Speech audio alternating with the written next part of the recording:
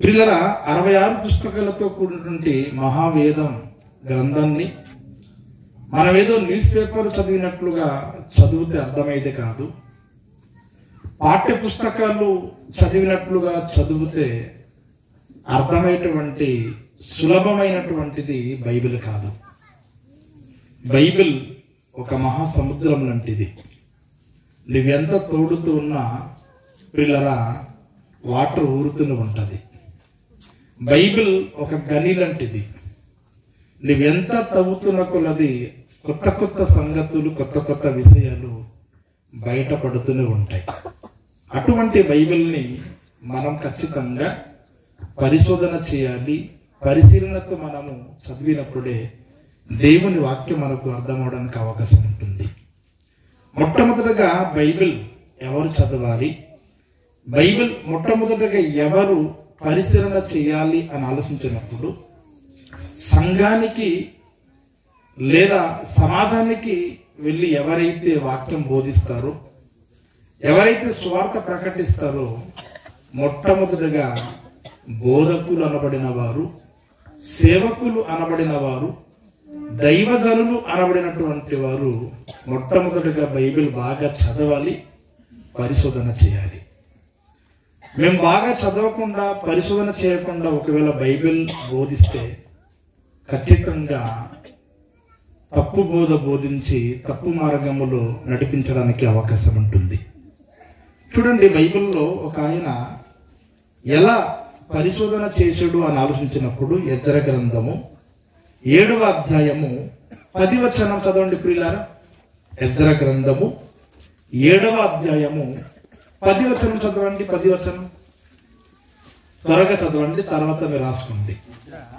Ezra యెహోవా ధర్మశాస్త్రమును పరిశోధించి దాని చొప్పున నడుచుకొనుటకు ఇశ్రాయేలీయులను దాని కట్టడములను విధులను నేర్పుటకు దృఢ నిశ్చయము చేసుకొనెను. చూసారండి, ఎంత మంచి కమిట్మెంట్ అండి, ఎంత మంచి తీర్మానం అండి, ఎంత మంచి డిసిషన్ తీసుకున్నాడండి ఎజ్రా గారు. ఎజ్రా సామాన్యమైనటువంటి వ్యక్తి కాదండి. ఎజ్రా ఎవరు తెలుసండి? ధర్మశాస్త్రం మీద పాండిత్యము సంపాదించిన వ్యక్తి. ఆలోచన చదవండి, ఆలోచన అందులోనే ఎజ్రా గురించి. ఎజ్రా యొక్క స్టేటస్ కనబడుతుంది. ఈ ఎజ్రా ఇశ్రాయేలు దేవుడైన యెహోవా అనుగ్రహించిన మోసే యొక్క ధర్మశాస్త్రమునందు ఏంటండి ప్రవీణత కలిగినటువంటి శాస్త్రి. అంటే ధర్మశాస్త్రమునందు పాండిత్యం సంపాదించినటువంటి ఒక పండితుడు. ఎలాగైతే మనకు తెలుగు పండితులు అని ఆ లోకపరమైనటువంటి విద్యలో తెలుగు పండితులు ఎలాగైతే కనబడతారో, ధర్మశాస్త్రములో పండితుడు అటండి. ఎవరండి? ఎజ్రా. మరి ధర్మశాస్త్రమునందు పాండిత్యం సంపాదించినటువంటి ఎజ్రా ఏం చేయాలనుకున్నాడు చెప్పండి? ధర్మశాస్త్రమును జాగ్రత్తగా పరిశోధన చేయాలి అంటున్నాడు. పండితుడికి ఇప్పుడు ఏం అవసరం వచ్చింది చెప్పండి? పరిశోధన అవసరం వచ్చింది. మరి ఎజ్రా కేవలం మరి పండితుడే కాదు, ధర్మశాస్త్రం అందు ఎజ్రా ఒక యాజకుడు అని కూడా బైబిల్లో రాయబడింది. ఎజ్రా ఎవరని చెప్పండి? ఒక యాజకుడు. యాజకుడు పండితుడు. కనుక పండితుడికే, ఒక యాజకుడికే బైబిల్ పరిశోధన అవసరం వచ్చింది. అలాంటప్పుడు సంఘస్థులుగా, బిలీవర్స్ గా మీకు బైబిల్ ఇంకెంత పరిశోధన అవసరమో ఆలోచించండి. అప్పుడే నేను మిమ్మల్ని చెప్పాను కదా, బైబిల్ మీరు ఎంతమంది చదివారంటే ఒక్కరు కూడా చేతులెత్తలేదు. ఒక పెద్ద ఆయన మాత్రమే చేతులెత్తాడు. మరి మీకెంత అవసరం పరిశోధన చేయడానికి? పండితుడికి అవసరం వచ్చినప్పుడు, ఒక యాజకుడికే బైబిల్ పరిశోధన అవసరం వచ్చినప్పుడు సామాన్యులైనటువంటి మీకు బైబిల్ మీద పట్టు ఉండాలి. బైబిల్ని జాగ్రత్తగా పరిశోధన చేయాలి. పిల్లల పరిశోధన చేయకపోవడం వలన సమాజంలో ఎటువంటి బోధలు వచ్చాయి, ఎటువంటి అపార్థాలు క్రైస్తవ సమాజంలో చోటు చేసుకున్నాయంటే మీ అందరికీ బాగా తెలుసండి. ప్రతి సంవత్సరం కూడా మనము పండగలు చేసుకుంటాం. హైందువులకైతే లెక్కలేనంత పండగలు ఉంటాయి, కానీ క్రైస్తవులకి ఒకే ఒక పండగ ఉంటుంది, అదే క్రిస్మస్ పండగ. డిసెంబర్ నెల వచ్చిందంటే పండగలతోనే క్రైస్తవులు తేలిపోతారు. పండగల సందడిలో క్రైస్తవులు తేలిపోతారు. పిల్లరా, ఎటువంటి బోధ, పండగల గురించి ఎటువంటి బోధ సమాజంలో చోటు చేసుకున్నది అంటే, తూర్పు దేశపు జ్ఞానులు ఎంతమంది అంటే వాళ్ళు ఏమని చెప్తారంటే పిల్లరా, తూర్పు దేశపు జ్ఞానులు 3 అంటారు. కానీ బైబిల్లో తూర్పు దేశపు జ్ఞానులు 3 అని ఎక్కడ కూడా లేదండి. తూర్పు దేశపు జ్ఞానులు 3 అని లేదండి. తూర్పు దేశపు జ్ఞానులు ఉంది. మరి 3 అని ఎలా కనపరం చేశారు అంటే, బంగారము, సాంబ్రాణి, బోలం, 3 రకాలైనటువంటి కానుకలు అర్పణలు అర్పించరు గనక 3 అని కనపరం చేశారు. పిల్లరా, ఒక వస్తువుని 10 మంది కూడా ఇవ్వచ్చు, 2 వస్తువుని ఒకరు కూడా ఇవ్వచ్చు. కనుక వారు ఇచ్చినటువంటి వస్తువుల్ని బట్టి 3 అని కనపరించడానికి వీల్లేదు. మనం ఎప్పుడు కూడా ఊహించకూడదు. ఎందుకంటే లేఖనములు ఊహని బట్టి వ్రాయబడినటువంటివి కావు, కలగలేదటండి. కనుక తూర్పు దేశపు జ్ఞానులు అంతే, 3 అని చెప్పడానికి వీల్లేదు. ఇకపోతే యేసు ప్రభు వారు ఎక్కడ పుట్టాడు అని అడిగామనుకోండి, చాలా మంది అంటారు యేసు ప్రభు వారు పశువుల పాకలో పుట్టాడు అంటారు.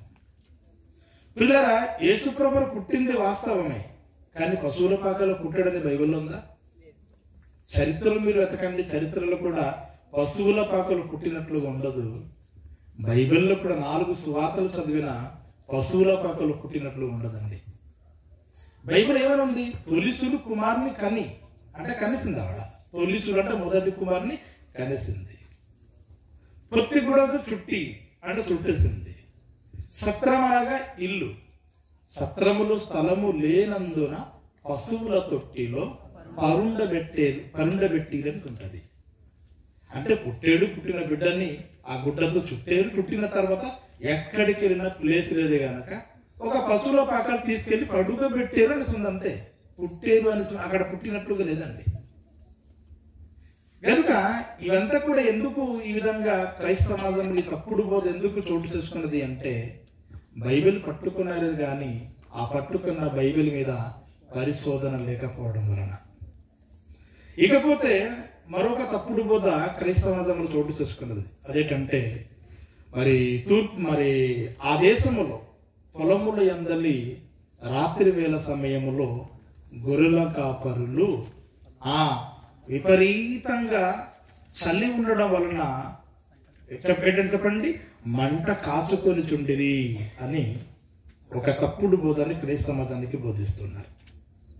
పిల్లరా, గొర్రెల కాపరులు మంద కాసుకొని చుండిరి అని ఉందా? మంట కాసుకొని చుండిరి అనేసి ఉందా?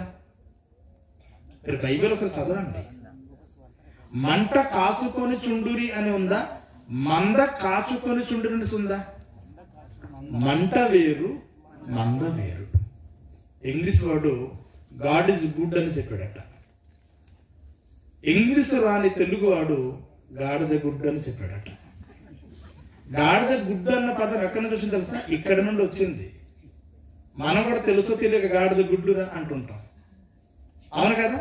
గాడిద గుడ్డు అన్న పదం ఎక్కడి నుంచి వచ్చింది? ఇంగ్లీష్ వాడు గాడ్ ఇస్ గుడ్ అంటే తెలుగు వాడు గాడిద గుడ్డు అని చెప్పాడట. సో మంట వేరు, మంద వేరు. గొర్రెల కాపరు మంద కాచుకొని చుండిరి. ఏమంద? గొర్రెల మందను కాచుకొని చుండిరి. ఏంటి, ఆ రాత్రికాల సమయంలో మంట కూడాను కాయవచ్చు. ఎందుకంటే రాత్రి కనుక ఒకవేళ వారికి చలి వేస్తే ఖచ్చితంగా మంట కూడా పెట్టి మంట కూడా కాసుకొని ఉండవచ్చేమో. కానీ బైబిల్లో మాత్రం అది వ్రాయబడలేదు. కానీ మంద కాసుకొని చుండిరి అని బైబిల్ వ్రాయబడింది. చూసారా, మందకి బదులుగా మంట. అంతే కదండి. ఈ విధంగా ఎందుకు పొరపడ్డారు, ఎందుకు ఈ విధంగా మరి వక్రీకరించి బోధించడం జరిగిందంటే, ప్రియులారా, బైబిల్ చదువుతున్నారే కానీ బైబిల్ మీద అవగాహన లేకపోవడం, బైబిల్ని పరిశోధన చేయకపోవడం వలన పిల్లరా మరి తప్పుడుగా బోధించి క్రైస్తవ్యాన్ని తప్పు త్రోవలోకి నడిపిస్తున్నాం. బైబిల్ ఒక మాట వ్రాయబడింది, యేసుప్రభు అంటాడు, గుడ్డివాడు గుడ్డివానికి త్రోవ చూపగలడా, ఇద్దరికి కూడా గుంటలు పడిపోతారు కదా అని ఉంటది. పిల్లరా గుడ్డివాడుగా నేను నడిపించే బోధకుడు నేనే గుడ్డివాడు. ఎందుకంటే బైబిల్లో ఉన్నది ఉన్నట్లుగా బోధించకుండా లేనివి కలిపి చెరిపి లేని వార్త పుట్టించి నేను బోధించాను అనుకోండి, నా త్రోవలు మీరు నడుస్తారు, నన్ను ఎక్కడ పడితే మీరు కూడా అక్కడే పడతారు. కనుక గుడ్డివాడు గుడ్డివానికి త్రోవ చూపలేడు, ఇద్దరు కూడా గుంటలు పడిపోతారు. ఏ గుంట అనుకుంటున్నారు? నరకం అనే గుంటలోకి పడిపోతాం. మామూలు గుంటలు పడిపోతే తిరిగి లేస్తాము, కానీ నరకం అనే గుంటల్లో పడిపోతే తిరిగి లేదండి. కనుక మొట్టమొదటిగా బోధించే బోధకుడు బైబిల్ పరిశోధన చేయాలి. ఇది నంబర్ 1. నంబర్ టూ ఎవరు పరిశోధన చేయాలి అంటే, బోధకులు బోధిస్తూ ఉన్నప్పుడు వింటున్నటువంటి క్రైస్తవులు అందరి చేతికి బైబిల్ ఉంది గనుక, అందరూ వింటున్నారు గనుక, అందరి చేతికి బైబిల్ ఉంటుంది గనుక, ఎంత పెద్ద బోధకుడైనా, ఈరోజు నేను బోధిస్తాను కదా, నా బోధ అయినా మీరంతా ఈజీగా నమ్మకూడదు, అంత ఈజీగా నమ్మకూడదు.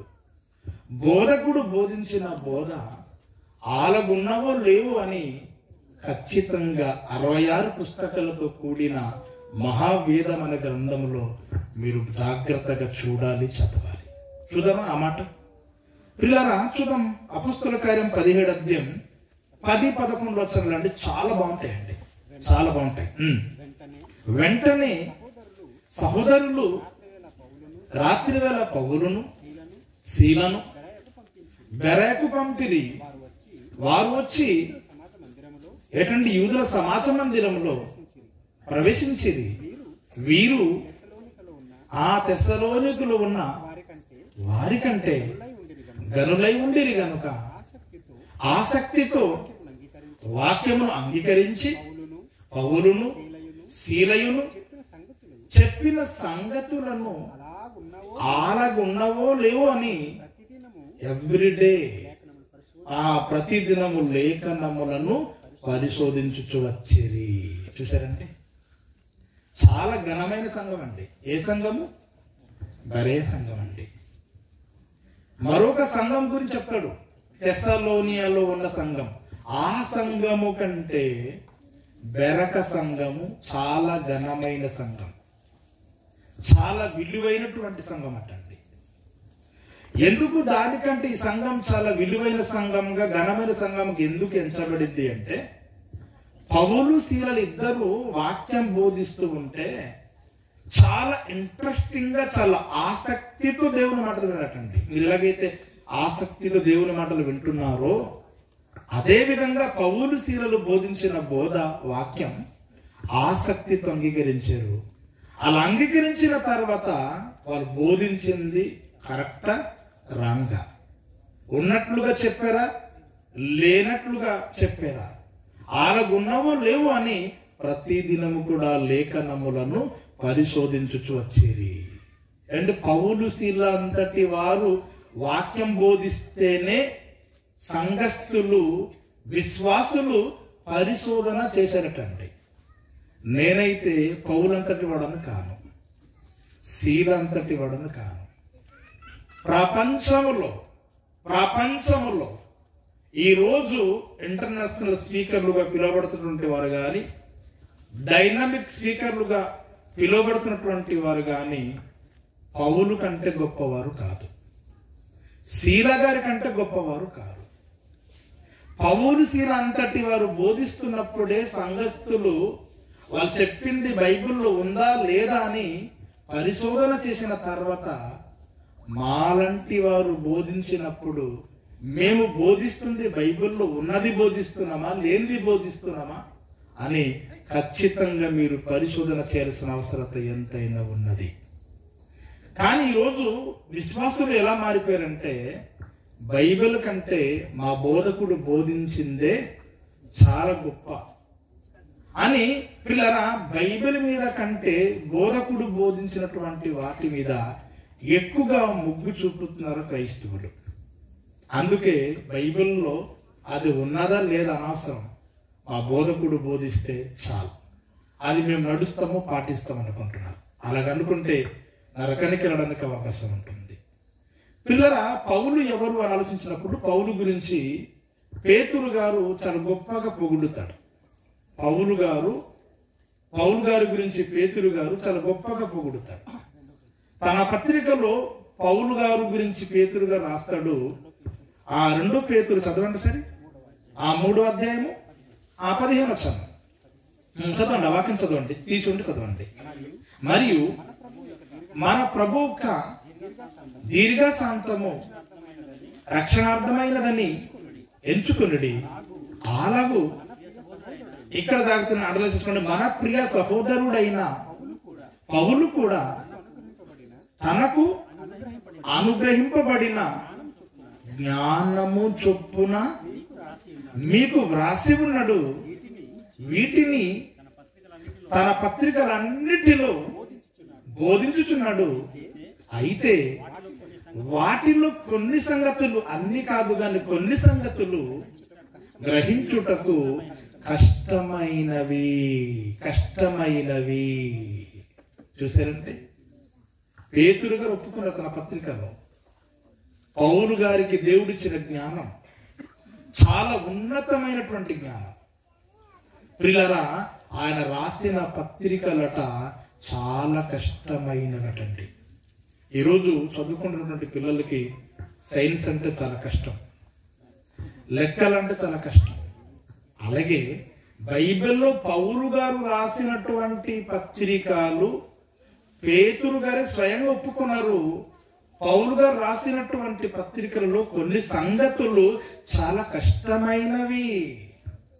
అది అర్థం చేసుకోవాలంటే, గ్రహించాలంటే విద్య విహీనులకు అది అపార్థమైపోతుంది అంటున్నాడు. అంటే చదువు రాని వారు, ఏ చదువు రాని వారు, అందులో ప్రాముఖ్యంగా బైబిల్ చదువు రానివారు, బైబిల్ చదవని వారు, అక్షర జ్ఞానము లేని వారికి పౌలు గారు రాసినట్టు పత్రికలు చాలా కష్టమైనటండి. అంటే పౌలు గారిని దేవుడు ఎలాంటి జ్ఞానం ఇచ్చాడో ఆలోచించండి. నిజంగా యేసుక్రీస్తు తర్వాత పౌలు గారే మంచి జ్ఞానిగా న్యూ టెస్టిమెంట్ లో కనబడతారు ప్రియులారా. అంతటి పౌలు గారు వాక్యం బోధిస్తూ ఉంటే బెరయక సంఘస్థులు పరిశోధన చేశారటండి. అంతటి పౌలు గారు బోధిస్తేనే పౌలు గారు బోధించిన మాటలు బైబిల్లో ఉన్నవా లేవా అని ప్రతి దినము పరిశోధన చేశారండి. మేమెంతటి వారు పౌలు గారి దగ్గర ఆయన గోటి పాద ధూళి కూడా పనికిరాము. ఆయన గోటి పాద ధూళి కూడా పనికిరామండి. ఇకపోతే శీలా గారు ఎవరు అనుకుంటున్నారు? శీలా గారు మామూలు వ్యక్తి అనుకుంటున్నారా? శీలా గారు ఎవరు తెలుసండి? శీలా గారు ప్రవక్త అని బైబిల్ రాయబడింది, తెలుసండి? శీలా గారు ప్రవక్త అండి. శీలా గారికి 2 పేర్లు ఉంటాయి, ఆ సిల్వను, శీల. ఈ 2 పేర్లు బైబిల్లో కనబడతాయి. చాలా మందికి తెలియక శీల వేరు, సిల్వను వేరు అంటున్నారు. కాదు, శీలయే సిల్వను, సిల్వనే శీల. ఒక్కరికి 2 పేర్లు ఉన్నాయి కనుక శీల మామూలు వ్యక్తి కాదు, అతను కూడా ఒక ప్రవక్త అని బైబిల్ రాయబడింది. ప్రవక్త అంతటి వాడే వాక్యం బోధించినప్పుడు బెరయక సంఘస్థులు ఏం చేశారంటే అలాగున్నవో లేవో అని పరిశోధన చేశారు. కనుక బోధకులైనటువంటి మేము బోధిస్తున్నప్పుడు మీరు కూడా పాస్టర్ గారు బోధించింది, ఒక స్పీకర్ బోధించింది బైబిల్లో ఉన్నవో లేవో అని మీరు తొంగి చూడాలి, బైబిల్ని పరిశోధన చేయాలి. అప్పుడే మీరు నిర్ధారణకు రావచ్చు, ఈ పాస్టర్ గారు బోధించిన బోధ వాక్యానుసారమైనది అని ఒక నిర్ధారణలోకి మీరు రావచ్చు. విచిత్రమైనటువంటి ప్రియులారా, పౌలు శీలలు ఎవరు అంటే ఇప్పుడు మీకు అర్థమైంది కదా. పౌలు శీలలు ఎవరంటే మీకు అర్థమైంది కదండి. పౌలు శీలలు ఇద్దరు కూడా జత పనివారు. ఎవరు చెప్పండి? జత పనివారు. కానీ విచిత్రం ఏంటంటే అరకువేలిలో ఒక సీనియర్ పాస్టర్, చాలా పెద్ద చర్చి ఉంది, చాలా సీనియర్ పాస్టర్ గారు ఆయన సవాలు చేశాడు. ఎందుకంటే మన వాళ్ళకి సవాలు చేయడము, ఛాలెంజ్ చేయడం అలవాటు అండి. అలవాటు కనుక అలవాట్లు పొరపటు మరి నాకు తెలియదు కానీ సవాలు చేశాడు. ఏమనంటే పౌలు శీలలు భార్య భర్తలు అన్నాడు ఆయన. ఎవరన్నా చెప్పండి? పౌలు శీలలు భార్య భర్తలా? అంటే పౌలు శీలలు భార్య భర్తలా? అసలు పౌలు గారు పెళ్ళే చేసుకోలేదు. అవును కదా, పౌలు గారు పెళ్లి చేసుకోలేదు. కానీ ఆ బోధకుడు సవాలు చేశాడు, ఛాలెంజ్. ఇద్దరు భార్య భర్తలు అని చెప్పాడటండి. పిల్లరా పాపం అక్కడ ఉన్నటువంటి వాళ్ళకి ఏం తెలుసు? పౌరు అంటే ఏం తెలుసు వాళ్ళకి? శీల అంటే ఏం తెలుసు వాళ్ళకి? తెలియదు కనుక వాళ్ళు ఏమనుకుని ఉంటారు, మా పాస్టర్ గారు ఛాలెంజింగ్ చేస్తాడండి, మా పాస్టర్ గారు సవాలు చేస్తాడండి. ఏంటి సవాలు? భార్య భర్తలా? భార్య భర్తలు కాదు కదండి. అవును కదా, పౌరు గారు పురుషుడు, శీల గారు కూడా పురుషుడే. వాళ్ళ భార్య భర్తలు ఏం కాదండి, జత పనివారు. ఆయన ప్రవక్త, ఈయన మంచి బోధకుడు, ఆయన ముఖ్య ప్రసంగికుడుగా కనబడతాడు బైబిల్లో, మంచి బోధకుడు, ఆయన ప్రవక్త కనబడతాడు బైబిల్లో. ఎందుకు ఇలాగా మిస్టేక్ జరుగుతున్నాయి? ఎందుకు ఈ విధంగా తప్పుగా బోధించాల్సి వస్తుందంటే బైబిల్ పట్టుకున్నారు, బైబిల్ చదువుతున్నారు, కానీ ఆ బైబిల్ని పరిశోధన చేయకపోవడం వలన ఈరోజు క్రైస్తవ సమాజానికి మాలాంటి బోధకులు తప్పుగా బోధించాల్సి వస్తుంది. కనుక బైబిల్ బోధించే బోధకుడు మొట్టమొదటిగా పరిశోధన చేయాలి.